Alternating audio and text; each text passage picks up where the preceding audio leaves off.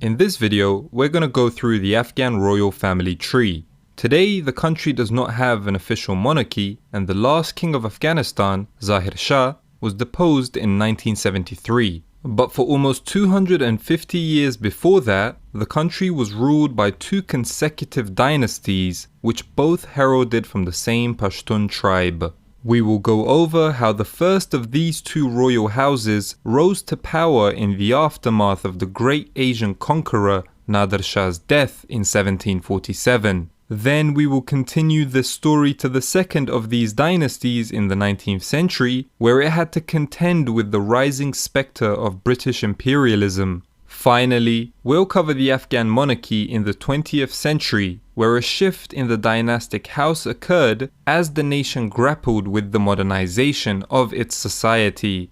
Our story begins at the start of the 18th century, when much of Afghanistan was split amongst three different powers: the Mughals in the east, the Uzbeks in the north, and the Safavids in the west. In 1709, a tribal chieftain by the name of Mirwais Hotak organized a rebellion against Safavid authority in the region of Kandahar in southern Afghanistan.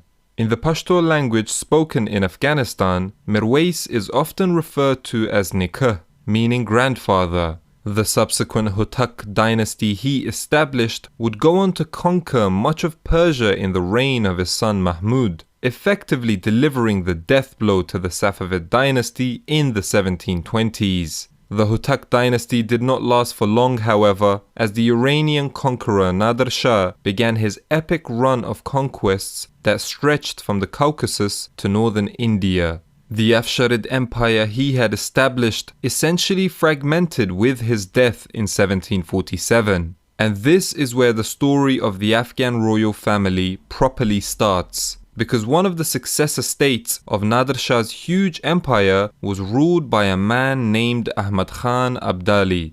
He would go on to become the founding father of Afghanistan. A key member of Nader Shah's administration, Ahmad Khan was an ethnic Pashtun just like Mirwais Hotak a few decades earlier. This is where we have to delve into Pashtun tribal dynamics to make sure we don't get confused later on. Ahmad Khan hailed from the Abdali tribal confederacy. Within that, he came from the Barakszi tribe. Proclaiming himself Shah in July 1747, he took on the title of Dur-i-Duran, meaning Pearl of Pearls. Hence, from that moment onwards, the name of his tribal confederacy, Abdali, was changed to Durrani, and he would be known as Ahmad Shah Durrani. Over the course of the next 25 years, the Durrani Empire he established would stretch from eastern Iran to northern India, with the city of Kandahar in Afghanistan being the site of his capital. Ahmad Shah Durrani was able to bankroll his reign largely thanks to his invasions of India, which was ripe for plunder and booty as a result of the Mughal Empire's decaying authority. Nowadays, he is remembered by his countrymen as Baba, meaning father, for his role in establishing a sovereign Afghan state. In 1772, he passed away, leaving the throne to his son Timur Shah. In subsequent years, the Durrani Empire would not be able to replicate the same glory as achieved by its founder. Timur Shah largely held the empire together, but he would be greatly troubled by the Sikhs in the Punjab and by internal tribal intrigues. He sought to solve the latter by moving the capital away from the Pashtun heartland of Kandahar and shifting it to Kabul in eastern Afghanistan. One consequential point about Timur Shah's reign is that he made a habit out of forging alliances through marriage. This led him to having 24 sons. As a result of this, the Durrani realm was to be racked with internecine conflict between the brothers. 5 of his sons would go on to become rulers, starting off with Zaman Shah, who succeeded his father in 1793. His reign would see the same political intrigues that plagued his father's reign. Crucially, Zaman Shah's rule would see the emergence of Painda Khan and his family. He was the chief of the Barakszi tribe, which was within the same Durrani tribal confederacy as the ruling Barakszi house. Painda Khan had played a key role in backing Zaman Shah over his brothers, but eventually ended up plotting against the ruler he had initially supported and was subsequently executed. Painda Khan's sons were not happy about this, especially the eldest and most influential one, Fateh Khan. He threw his support behind Mahmud Shah, another one of Timur Shah's sons, and helped him rise to the Afghan throne in 1801. Zaman Shah would be blinded but would live all the way until 1844 as a pensioner of the British in India.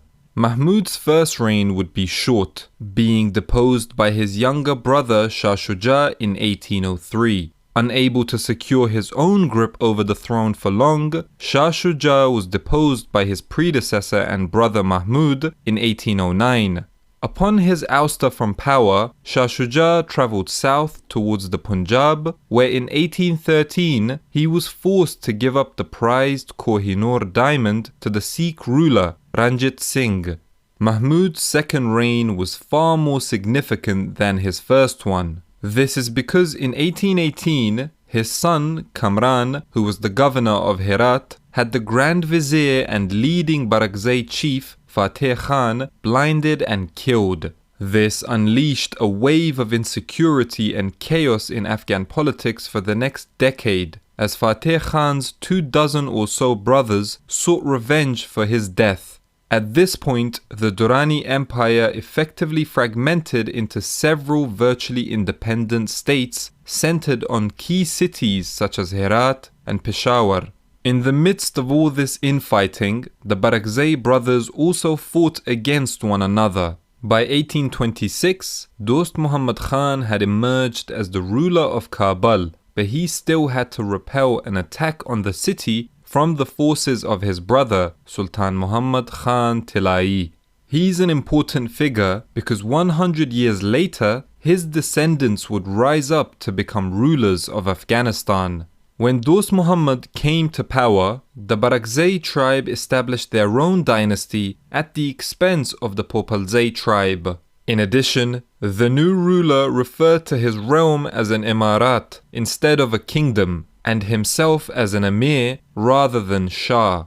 Whilst Dost Muhammad was steadily increasing his authority across Afghanistan, he was in constant conflict with the Punjab-based Sikh Empire just like his predecessors. The Sikh forces of Ranjit Singh had even stripped the vital city of Peshawar away from the Afghans. On top of this, Afghanistan became embroiled in the rivalry between Britain and Russia, in what is now known as the Great Game. Fearing a Russian move into the mountainous country, the British invaded Afghanistan in 1839. They installed Shah Shuja as ruler, who was last monarch some 3 decades before. After some resistance, Dost Muhammad surrendered to the British and was sent to India as a prisoner. However, Afghan tribal forces mounted a stubborn resistance that made life for the British in Afghanistan untenable. One of Dost Muhammad's sons, Wazir Akbar Khan, became a leader of the resistance against the invading force. So after 3 years of occupation, the British withdrew from the country in 1842 and allowed Dost Muhammad to return as the ruler. Shah Shuja had proved to be a highly unpopular ruler and was therefore assassinated earlier in the year.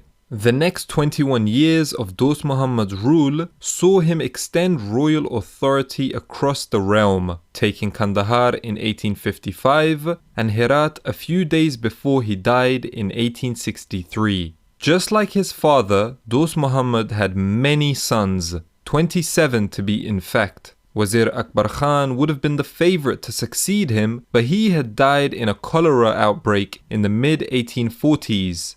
So the 1860s was a time of turbulence in Afghan politics as the brothers fought to rise to the throne.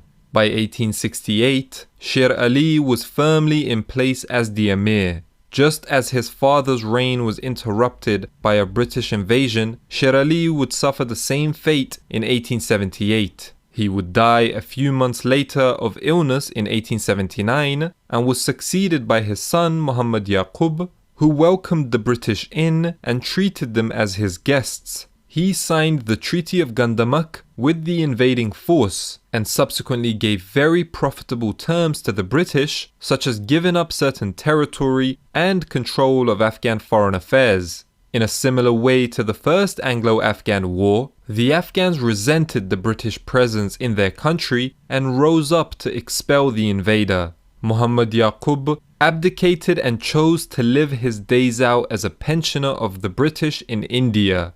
His brother Ayub took up the mantle of resistance against the British and won a key victory at the Battle of Maiwand, but was later defeated by a British force. In 1880, the British chose his cousin Abdurrahman to be the new emir, after he accepted the British conditions previously stated in the Treaty of Gandamak.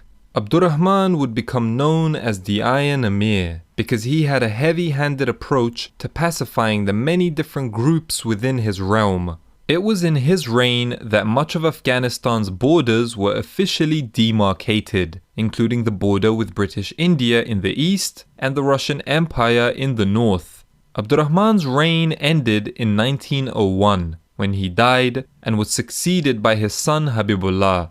After making himself unpopular with public opinion over the decision to stay neutral in World War I, Amir Habibullah was mysteriously assassinated in a hunting trip in 1919. His brother Nasrullah briefly succeeded him before his son Amanullah gained the throne a few days later. Amanullah immediately went to war with the British in order to ascertain full independence. Remember that the Afghans had forfeited the control of their foreign affairs to the British during the Second Anglo-Afghan War. After the brief Third Anglo-Afghan War in 1919, Afghanistan gained full independence. Amanullah would style himself a king from 1926 onwards. He set out to rapidly modernize his country in a bid to help it become stronger and therefore less likely to get colonized. But his modernization plan put him on a collision course with large chunks of Afghan society who were very protective of their culture and did not want their traditions and customs to be eroded in a bid to modernize. As a result, he was deposed in January 1929 by tribal revolts across the country. He was replaced by his brother Inyatullah for a few days, but he abdicated in favor of Habibullah Kalakani, a leader of the anti-Amanullah revolt and someone who was not of royal blood. His reign would come to an end in October 1929 and the royal family was re-established, albeit with a slightly different branch within the Barackzai dynasty. Muhammad Nadir Shah, a cousin of Amanullah, became king until 1933, when he himself was assassinated. Nadir Shah was succeeded by his son Zahir Shah. He would be the last king of Afghanistan, reigning for 40 years and overseeing a peaceful period of the country's history which saw it modernize and develop. In 1973, whilst on a medical trip to Italy, he was deposed in a coup orchestrated by his cousin and fellow royal family member, Muhammad Dawood Khan, who established a republic with himself at the helm of it as president. The last king, Zahir Shah, died in 2007, in the aftermath of which his eldest son, Ahmad Shah, became head of the house. So if for some reason Afghanistan was to restore the monarchy, it is Ahmad Shah who would be king. However, that is very unlikely to ever happen. As you know, the Taliban has recently taken over the country again, and judging from the chaos and unpredictability of developments in the country over the last 50 years, it is very tough to determine what Afghanistan's future might hold.